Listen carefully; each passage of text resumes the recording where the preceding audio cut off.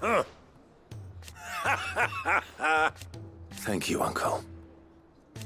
As for down here...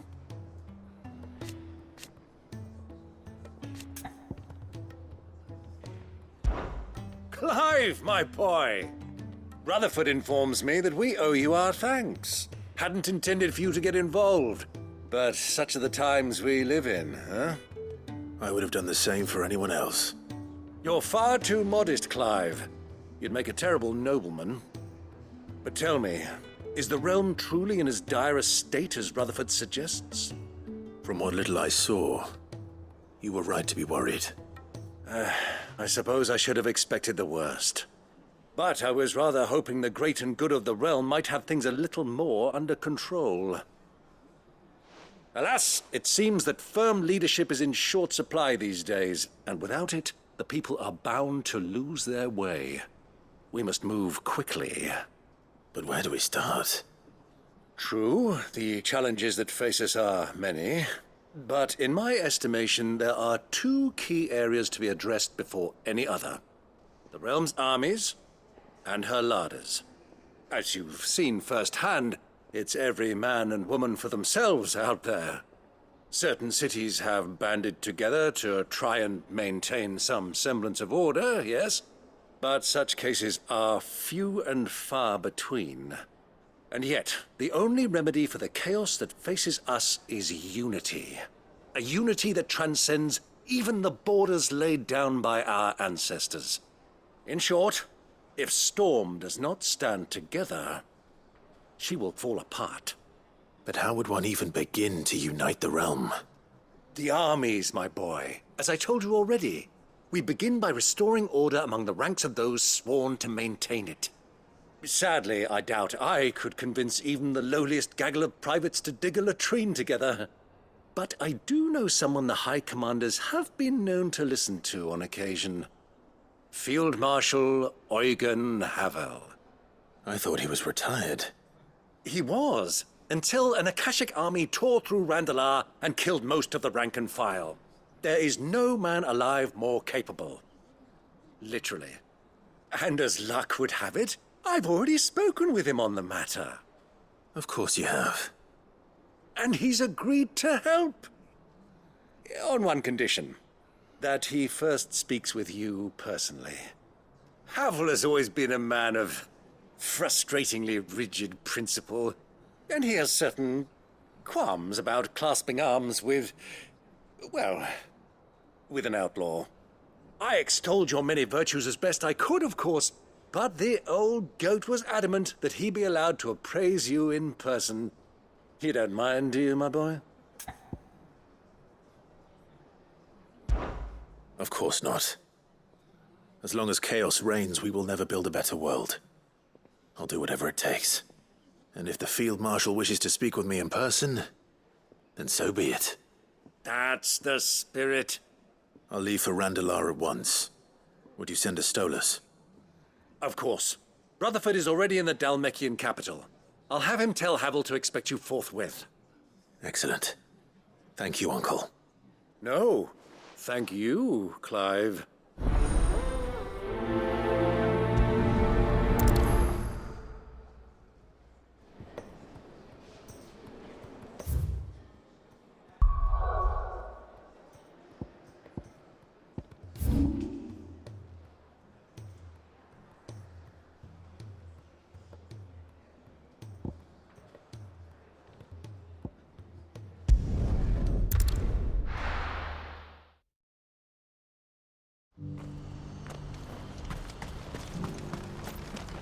What are you looking for?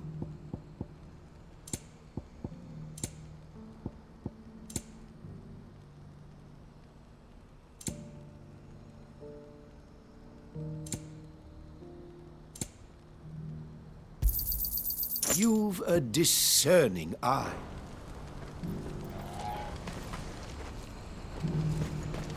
Do you see that too?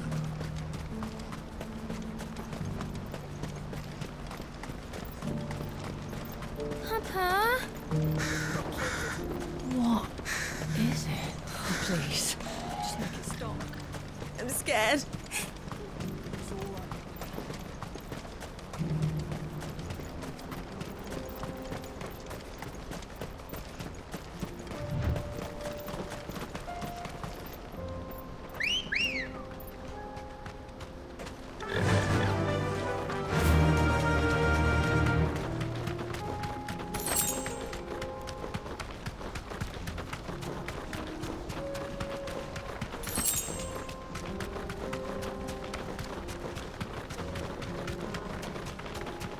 Caution, brother. All right.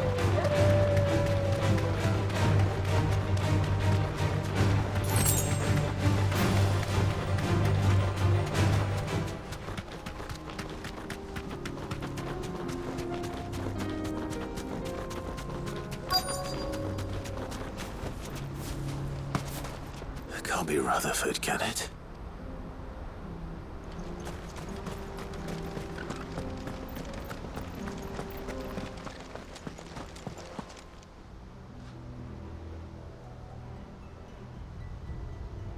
Turncoats and cowards, the lot of you!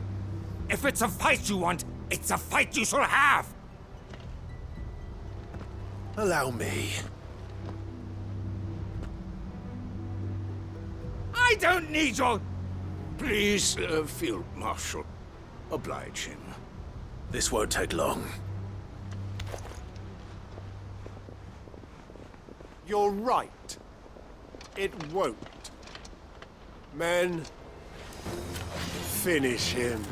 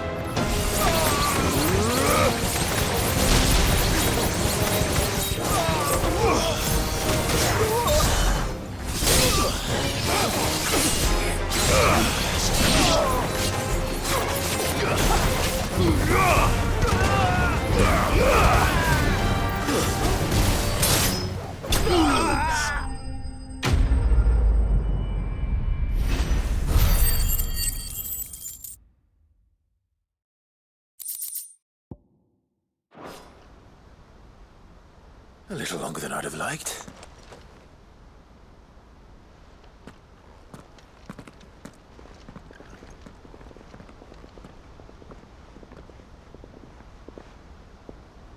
Field Marshal Havel, I presume. Are either of you injured? No, my lord. You arrived just as our escort turned on us. Fucking traitors. I'd heard reports of soldiers in the outlying regions abandoning the oaths they swore. But I hadn't thought the corruption had reached so close to the heart of the Republic.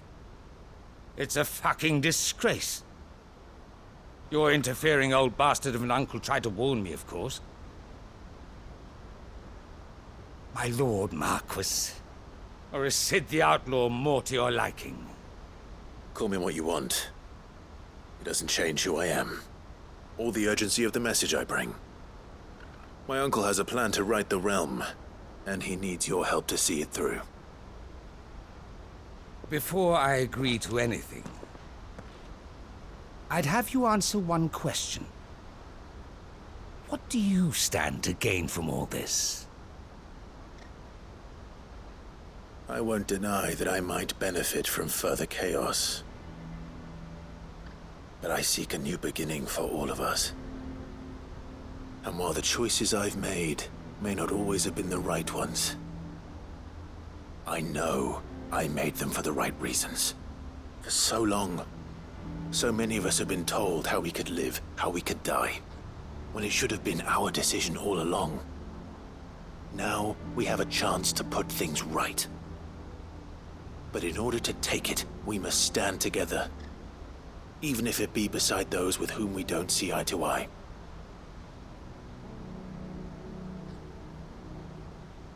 Certainly not the words I expected from an outlaw. But perhaps your uncle was right.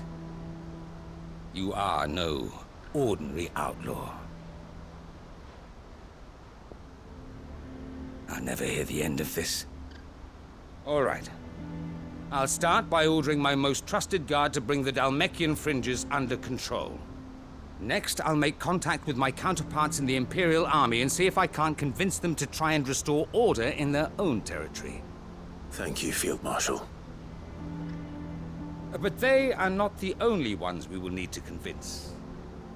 What do you mean? I don't doubt that I can bully some sense into a few generals. But those they answer to require a different kind of persuasion. And when it comes to honeyed words, well, we will need an envoy. One who can court even the most stubborn of statesmen. You, perhaps. I'm flattered. But I'm no diplomat either. And I have other problems to attend to. What we need is a skilled arbitrator. And I may know just the person. Is that so? And would he happen to be an outlaw too? Of a different kind, perhaps. Beggars can't be choosers. I suppose we'll all have to find a little of the outlaw in ourselves if we're to make it through this. Very well.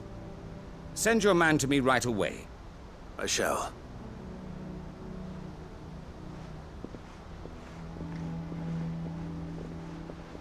My Lord Marquis. Your Lord Uncle bade me escort the Field Marshal to his manor in Port Isolde. And I will see that my associate joins you there. Very good, my lord.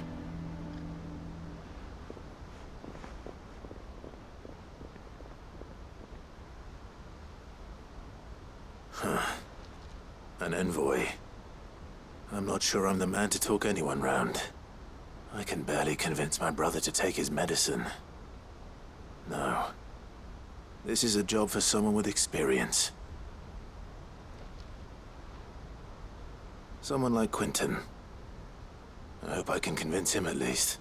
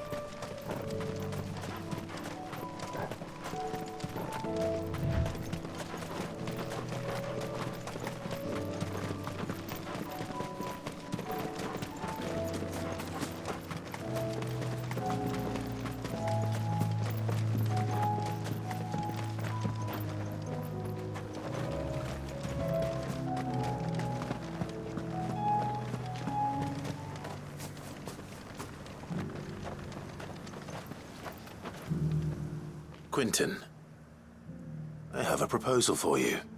Do you now? Something tells me you'll be asking more of me than a cask of Gotand gold. Go on then. Propose.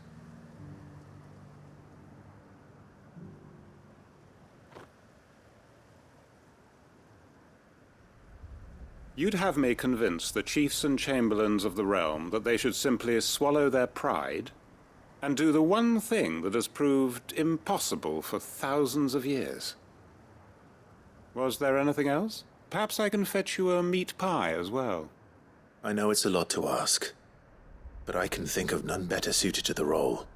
And you'd have me give up what little I have left to do it. I told you, Clive. The people of Lostwing are my family, and I cannot abandon them. You'll have to find someone else. I'm sorry to hear that.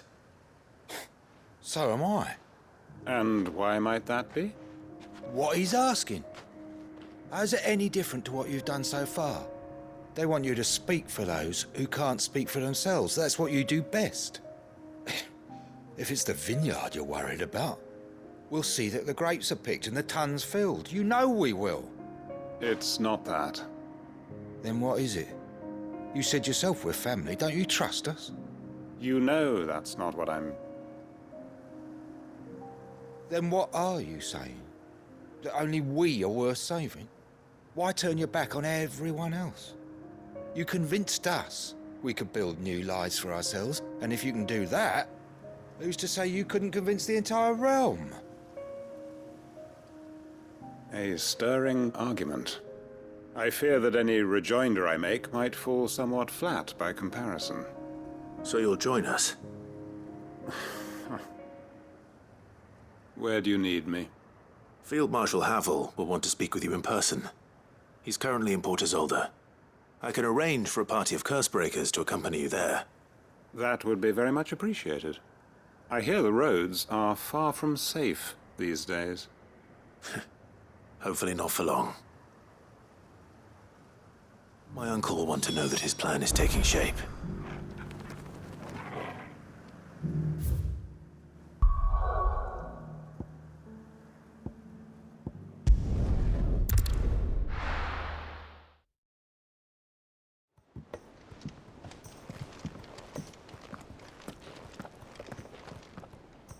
Uncle, I bring good news.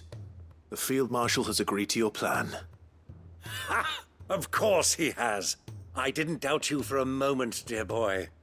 Rutherford is accompanying him back to your manor in Port Isolde as we speak. They will await your return there. As will one other. One other? Who, exactly? Lord Havel was concerned that even if he could get the realm's armies to agree to an accord, he might not be as successful in convincing those with political power. He asked if I might have a solution, and I suggested a certain Imperial Lord Magistrate turned Liberator. One of your co-conspirators? Master Quinton would probably call me one of his, but yes. Another outlaw, then. Just the thing we need to put these rotten politicos in their places. Good thinking, Clive. I'm glad you approve. The more the merrier, eh? Uncle, assuming Havel and Quinton can solve our problem with the armies, you still haven't mentioned how we might manage the grain shortages. Oh, don't you worry, my boy. The 7 high houses will be seeing to that. They have all agreed to make the most generous of donations. Oh, of course, it did take a little persuasion, but luckily I had some unexpected help. From who? Why, you, my boy.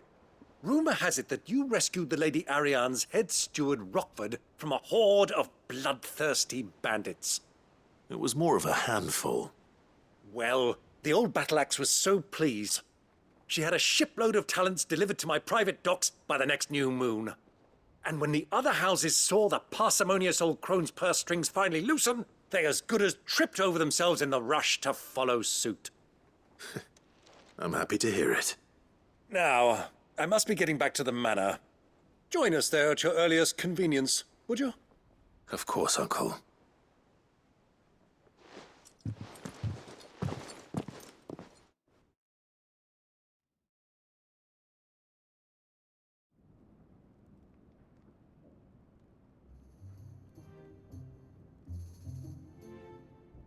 And how, pray tell, will we get that grain to the capital if the roads are still overrun with Akashic? You'll find another bloody road. I only have so many men, and I'm not about to send them headlong into an ether flood. That is, unless you'd have them turn as well. Well, I'd certainly eat less. Says the man with a belly bigger than a band of curls.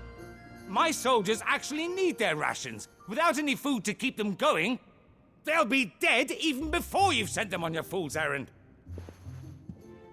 If I may, gentlemen, perhaps I might suggest an alternative approach. Though supply routes are indeed disrupted, there is no shortage of ships. Indeed, they bob away in every bay from here to Randalar, awaiting a safe haven. Allow them to make port and fill their bellies full of grain. And once those who crowd the cities are fed, ferry the displaced back to the countryside to work the fallow fields. But I'm sure that you wish to continue your discussion. Forgive the interruption. Two such firm friends as yourselves need no help from the likes of me. Rutherford spoke fondly of the great bond between you. Us? Friends? I can't stand the man. Clive, I'm beginning to question the quality of the company you keep. And what kind of company were you expecting him to keep? The man's a criminal. Criminal? How dare you? You are not fit to breathe the same air as this fine, upstanding young gentleman. Upstanding? He calls himself Sid the Bloody Outlaw. Once more onto the breach.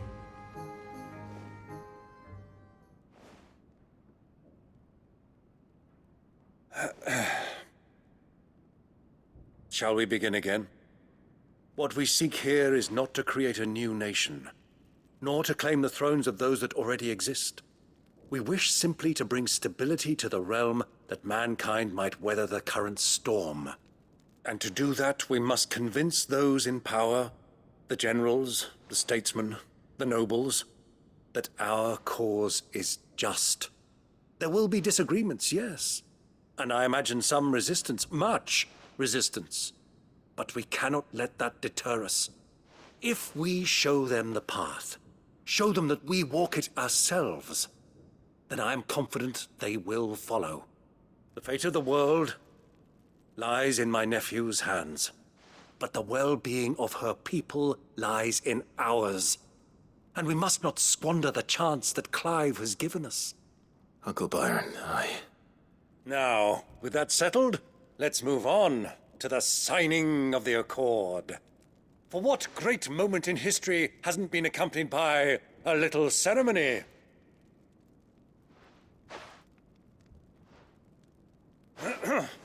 Citizens of Valisthea, I present to you the Triunity. Rutherford, Mike Will.